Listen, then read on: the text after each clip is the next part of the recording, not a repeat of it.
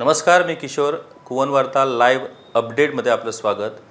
एक अत्यंत महत्त्वाच्या विषयावरती आम्ही या अपडेटच्या माध्यमाने आपल्यापर्यंत ही माहिती पोहोचवत आहोत. काल एक कार्यक्रम झाला आणि या कार्यक्रमाअंतर्गत राज्याचे पुराभिलेख मंत्री सुभाष फळदेसाई यांनी एक अत्यंत महत्त्वाचा निर्णय घेतला आणि या महत्त्वाच्या निर्णयावरती काल करारही झाला. आणि तो निर्णय म्हणजे पोर्तुगीज दस्तऐवजांचे आता इंग्रजीत भाषांतर करण्यात येणार आहे आणि ही ऑनलाईन सेवा आता सरकारी पुराभिलेख खात्यामार्फतच उपलब्ध करून देण्यात येणार आहे.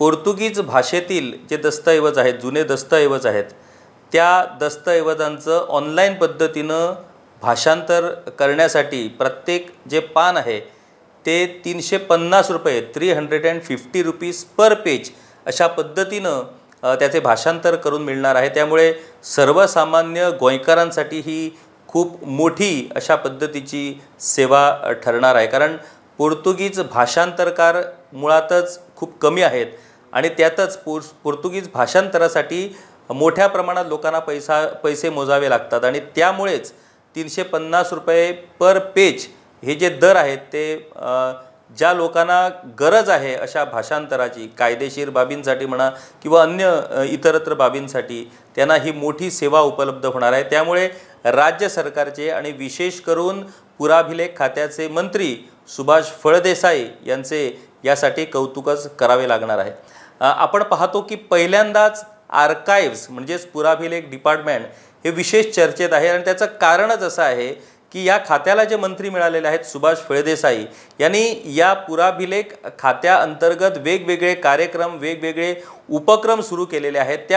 त्यामुळे हे खातं पहिल्यांदाच चर्चेत आलेलं आहे. यापूर्वी हे खातं हे दुर्लक्षित अशा पद्धतीचं खातं समजलं जात होतं. ज्या मंत्र्याकडे हे खातं होतं त्या मंत्र्याचा नामोल्लेख कधीच पुराभिलेख खात्याचं मंत्री असा होत नव्हता. परंतु पहिल्यांदाच सुभाष फळदेसाई हे सर्वात जास्त म्हणजे समाज कल्याण खात्याचे तर मंत्री आहेत आणि त्या खात्याअंतर्गत मोठ्या प्रमाणात त्यांचं चांगलं काम सुरू आहे. विशेष करून दिव्यांगांसाठी जे वेगवेगळे उपक्रम आहेत, वेगवेगळ्या योजना आहेत, त्याही मोठ्या प्रमाणात ते राबवत आहेत. त्यामुळे समाज कल्याण खात्याचे मंत्री म्हणूनही ते परिचित आहेत आणि त्याचबरोबर पुराभिलेख खात्याचे मंत्री म्हणूनही पहिल्यांदाच या खात्यामार्फत त्यांचं काम हे जोरात सुरू आहे. आता विषय आहे तो पोर्तुगीज दस्तऐवजांचा. आपल्याला माहीतच आहे की पुराभिलेख खातं जे सरकारचं आहे आर्काइव्स डिपार्टमेंट, त्या आर्काइव्स डिपार्टमेंटमध्ये मोठ्या प्रमाणात पोर्तुगीजकालीन दस्तऐवज त्या पद्धतीनं त्याचं संवर्धन करण्यात आलेलं आहे. पोर्तुगीज शासनाची सर्वात मोठी जमेची बाजू होती ती म्हणजे त्यांचं डॉक्युमेंटेशन. आजपर्यंत त्यांनी ज्या ज्या गोष्टी डॉक्युमेंट करून ठेवलेल्या आहेत त्यामुळे आपल्याला अनेक गोष्टींचा उलगडा होतोय. मग त्याच्यात पोर्तुगीज कालीन इतिहास आणि त्याचबरोबर इतर ज्या बाबी आहेत म्हणजे पोर्तुगीज शासनातील ज्या बाबी आहेत आणि विशेष करून जमिनी संबंधीच्या ज्या नोंदी आहेत त्या या पुराभिलेख खात्यात तशाच पद्धतीनं संवर्धन करून ठेवण्यात आलेल्या आहेत. मागच्या वेळेला जेव्हा जमिनी संबंधीच्या व्यवहाराची चौकशी SIT मार्फत सुरू होती त्या चौकशीत अनेक गोष्टी, अनेक बाबी उघडकीस आल्या. त्या बाबी म्हणजे पुराभिलेख खात्यातल्या या दस्तऐवजांची फेरफार करून अनेक वेगवेगळ्या लोकांच्या जमिनी भलत्याच लोकांच्या नावे करून त्या विकण्यात आल्याचेही प्रकरणं आपण पाहिलेले आहेत. याच्यात पुराभिलेख खात्याच्या काही कर्मचाऱ्यांवरतीही कारवाई झालेली आहे. त्यामुळे अत्यंत संवेदनशील, सेन्सिटिव्ह अशा पद्धतीचं हे खातं आहे आणि त्यामुळे या दस्तऐवजांना एक मोठं महत्त्व आहे. आता महत्त्व काय, जर गोव्यातल्या मूळ गोंयकारांच्या ज्या जमिनी आहेत त्या जमिनीची नोंद ही त्या पुराभिलेख खात्याकडे आहे.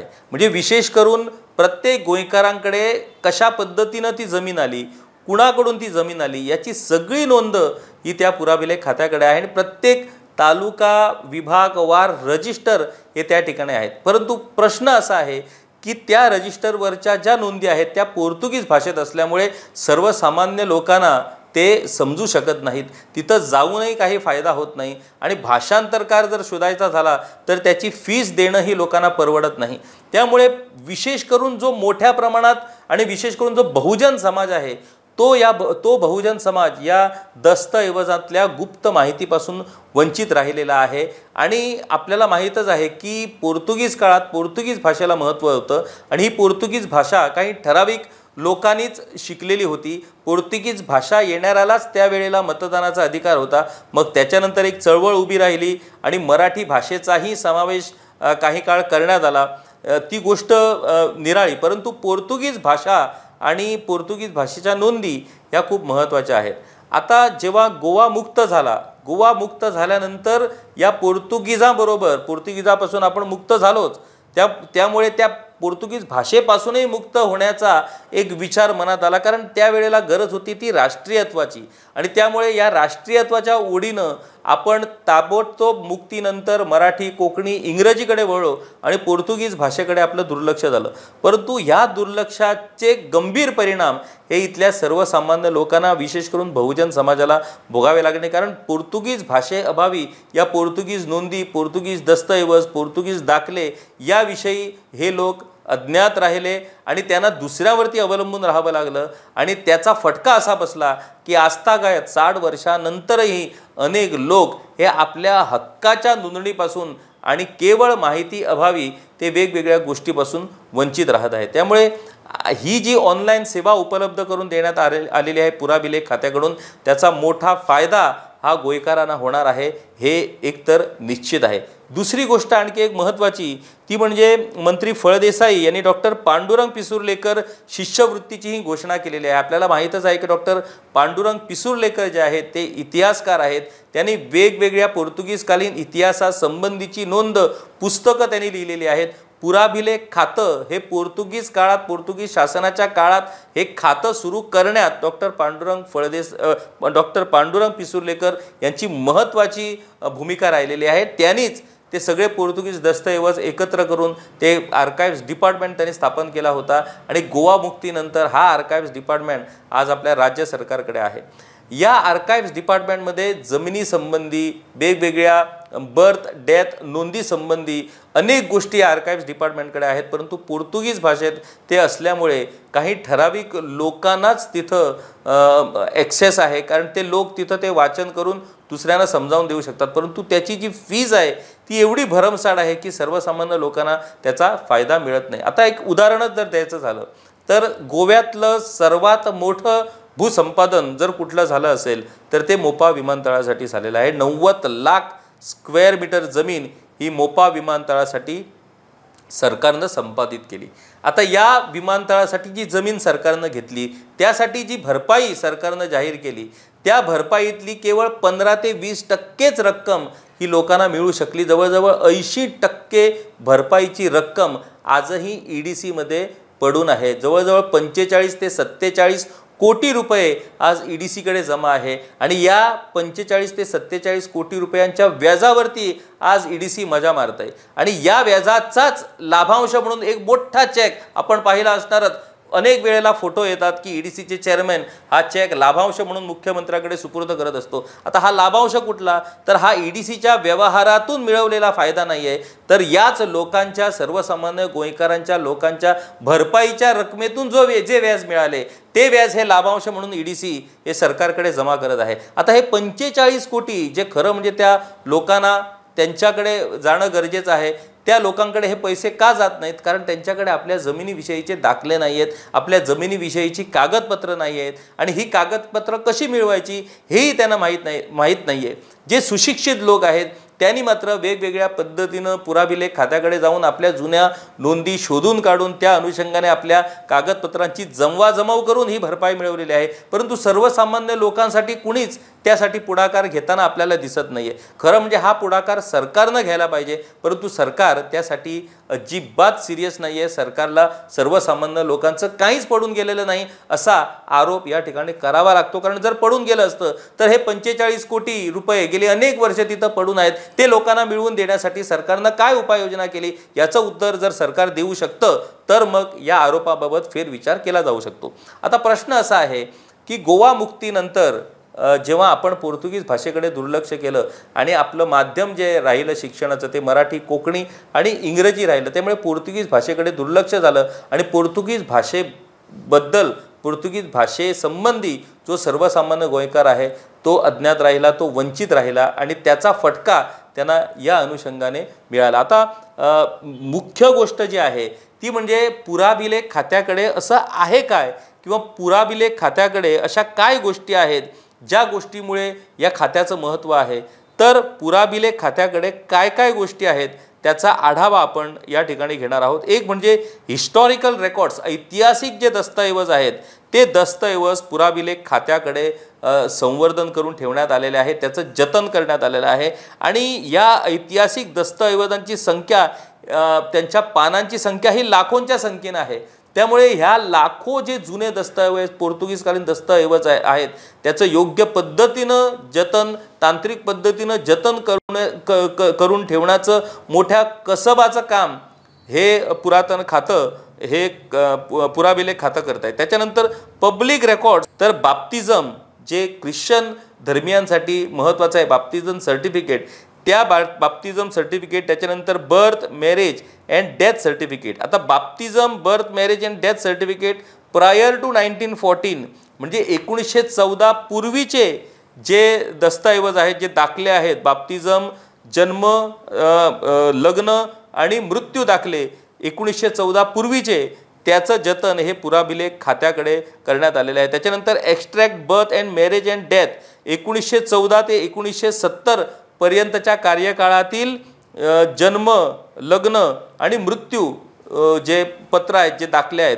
ते 1914 ते 1970 या काळातील जे दाखले आणि जे कागदपत्र आहेत ती पुराभिलेख खात्याकडे संवर्धन करून ठेवण्यात आलेले आहेत.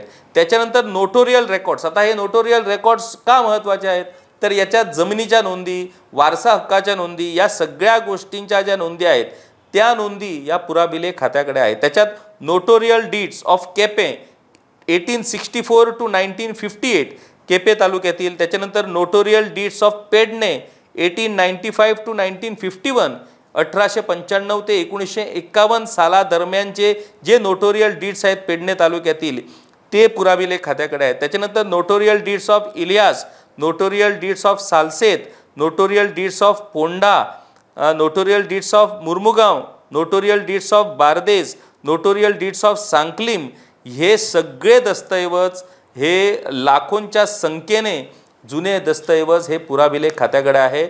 आणि महत्त्वाचं म्हणजे पोर्तुगीज काळातील हे दस्तऐवज असल्यामुळे ते पोर्तुगीज भाषेत आहेत.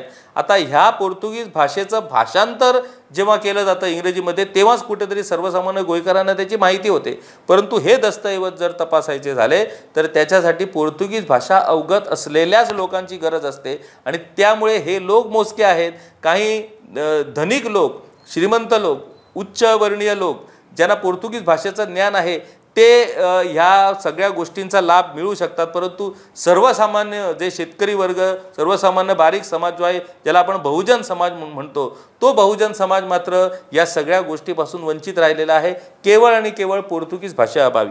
त्याच्यानंतर कोर्ट रेकॉर्ड्स कुठले कुठले पुराभिलेख खात्याकडे आहेत. हॉनरेबल कोर्ट ॲट बिचोलिम, इन्व्हेंटरियो डे बिचोलिम, अकाव बिचोलिम, एक्झिक्युकाव बिचोलिम, म्हणजे अशा पद्धतीचे वेगवेगळे जे कोड होते पोर्तुगीज काळात त्या बिचोली, फोंडा, केपे, सालसेत, मुर्मुगाव, इलियास आणि बारदेस या वेगवेगळ्या कोर्टातील जे दस्तऐवज आहेत, कोर्टातल्या वेगवेगळ्या प्रकरणासंबंधीचे जे दस्तऐवज आहेत, म्हणजे वेगवेगळ्या मालमत्तेवरून, जमिनीवरून, कौटुंबिक वादातून जे जी काय प्रकरणं आहेत त्या प्रकरणातील जे निवाडे झालेले आहेत, जी कोर्ट प्रोसिडिंग्स झालेले आहेत, त्या सगळ्या संबंधीचे पोर्तुगीजकालीन दस्तऐवज हे पुराभिलेख खात्याकडे आहे.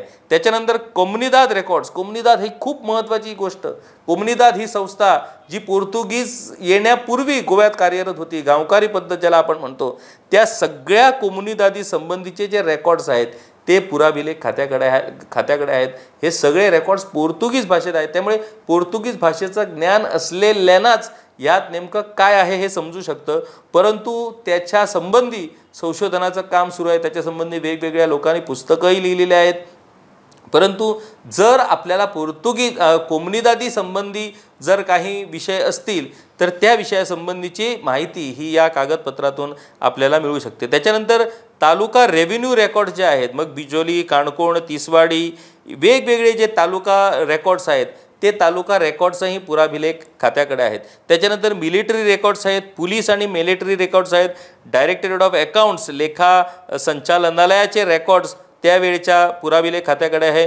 मुरमगाव पोर्ट ट्रस्ट म्हणजे MPTचे व्यवहार जे होत होते त्या MPT व्यवहारासंबंधीचे दस्तऐवज हे पुराभिलेख खात्याकडे आहेत. त्याच्यानंतर कलेक्टर ऑफ गोवा आणि इंटेंडिशिया ह्या संबंधीचे हे सगळे दस्तऐवज जे आहेत ते पुराभिलेख खात्याकडे आहेत आणि त्यामुळे या पुराभिलेख खात्याचं खूप मोठं महत्त्व आहे. दुर्दैवाने म्हणा की या पोर्तुगीज भाषेसंबंधी किंवा पोर्तुगीज भाषेच्या या दस्तऐवजांचा ज्या पद्धतीनं लाभ सर्वसामान्य गोयकारांना होणं गरजेचं आहे. म्हणजे त्यांच्या जमिनीविषयी त्यांच्या मालमत्तेविषयी महत्त्वाच्या नोंदी या तिथे आहेत, परंतु त्या नोंदी ह्या लोकांपर्यंत न पोचल्यामुळे या लोकांना आपल्याच मालमत्तेविषयी संबंधीच्या गोष्टीमुळे अन्याय सहन करावा लागतोय. त्यामुळे या सगळ्या गोष्टी एक चांगली गोष्ट मंत्री सुभाष फळदेसाई यांनी केलेली आहे ती म्हणजे लोकांसाठी त्यांनी ऑनलाईन भाषांतराची सेवा केलेली आहे. ही चांगलीच गोष्ट आहे, परंतु आमची विनंती आहे आणि आमची अशी मागणी आहे समस्त गोयकारांच्या वतीनं सरकारला आणि विशेष करून पुराभिलेख खात्याचे जे मंत्री आहेत सुभाष फळदेसाई यांच्याकडे की हे सगळे रेकॉर्ड्स जे आहेत महत्त्वाचे आणि विशेष करून जमिनी संबंधीच्या नोंदीचे जे रेकॉर्ड्स आहेत ते रेकॉर्ड्स राज्य सरकारने स्वतः सुओ मोटो त्या रेकॉर्ड्सचं भाषांतर करणं गरजेचं आहे आणि ते भाषांतरित केलेले जे रेकॉर्ड्स आहेत ते सर्वसामान्य लोकांना उपलब्ध करून द्यायला पाहिजे, जेणेकरून सर्वसामान्य लोक तिथे जाऊन आपल्याविषयी आपल्या मालमत्तेविषयी जी काही नोंद आहे ती जाणून घेणं त्यांना शक्य होणार आहे. त्यामुळे भविष्यात किंवा सध्या त्यांच्यावरती जो अन्याय झालेला आहे तो अन्याय दूर करण्यात तो अन्याय दूर होण्यात मदत होणार आहे. हे खूप मोठं क्रांतिकारी अशा पद्धतीचं काम ठरणार आहे. अर्थात त्यामुळे अनेक दबाव सरकारवरती येऊ शकतो, कारण याच पोर्तुगीज दस्तऐवजांची फेरफार करून म्हणजे त्यातील माहितीत फेरफार करून अनेकांनी जमिनीचे व्यवहार केलेले आहेत. त्यामुळे जर प्रत्यक्षात या सगळ्या पोर्तुगीज जमिनी आणि मालमत्ते संबंधीच्या दस्तऐवजांचं जर खरोखरच भाषांतर झालं तर सत्य उजेडात येईल आणि अनेकांचा भांडाफोड होईल याचीही भीती आहे. परंतु या भीतीची तमा न बाळगता गोयकारांना न्याय मिळवून देण्याच्या स्पष्ट आणि शुद्ध हेतूनं सरकारनं विशेष करून जमिनी संबंधीच्या नोंदींचं स्वच्छेने भाषांतर करून ही माहिती लोकांना उपलब्ध जर करून दिली तर त्याच्यातनं भविष्यातील अनेक अन्याय या सर्वसामान्य लोकांवरचे अन्याय दूर होऊ शकतात. अनेक जमिनीच्या मालकी संबंधीचे जे विषय आहेत ते सुटणं याच्यातनं शक्य होऊ शकतं. त्यामुळे हे काम मला वाटतं पुराभिलेख खातं निश्चितपणे या आमच्या सूचनेसंबंधी विचार करेल आणि त्या अनुषंगाने मंत्री सुभाष फळदेसाई हे अशा पद्धतीचं हे महत्त्वाचं पाऊल भविष्यात टाकून लोकांना न्याय मिळवून देण्यासाठी प्रयत्न करणार आहे. याच अपडेटच्या माध्यमानं आम्ही सरकारचे आणि विशेष करून पुराभिलेख खात्याचे मंत्री सुभाष फळदेसाई यांचं कौतुक करतो. त्यांनी जी ही इनिशिएटिव्ह सुरू केलेली आहे पोर्तुगीज दस्तऐवजांचं इंग्रजीत भाषांतर करून देण्यासाठी ऑनलाईन सेवा जी उपलब्ध करून दिलेली आहे त्या सेवेचा लाभ हा मोठ्या प्रमाणात गोयकारांना होणार आहे. परंतु ही सेवा ही फक्त या भाषांतरापुरतीच मर्यादित न राहता पुराभिलेख खात्याकडे जे काय पोर्तुगीज दस्तऐवज आहेत ज्यांचा थेट संबंध हा लोकांच्या जमिनी मालमत्तेच्या हक्काविषयीचा जो संबंध आहे ते सगळे दस्तऐवज सरकारनं स्वेच्छेने सुओ मोटो स्वतः व्हॉलंटरीली ते भाषांतरित करून ते इंग्रजी भाषेतून लोकांना उपलब्ध जर करून दिले तर त्याच्यातनं अनेक प्रश्न हे सुटू शकतात. अनेक वंचित लोकांना अन्यायग्रस्त लोकांना त्याच्यातनं न्याय मिळू शकतो. मालकी हक्क वारसा हक्क आणि जमिनी संबंधीच्या ज्या काही गूढ गोष्टी आहेत ज्या अजूनपर्यंत गेली 60 वर्षे लपून राहिलेल्या आहेत त्या गोष्टी त्याच्यातून उघड होऊ शकतात आणि सर्वसामान्य गोयकारांना त्याच्यातून न्याय मिळू शकतो. एवढंच आम्ही सांगतो. अशाच पद्धतीनं काही महत्त्वाच्या गोष्टींविषयी आम्ही अपडेटच्या माध्यमानं तुमच्यापर्यंत येत राहू. तुम्ही पाहत राहा गोवन वार्ता लाईव्ह, नातं गोव्याचं, देणं मराठीचं.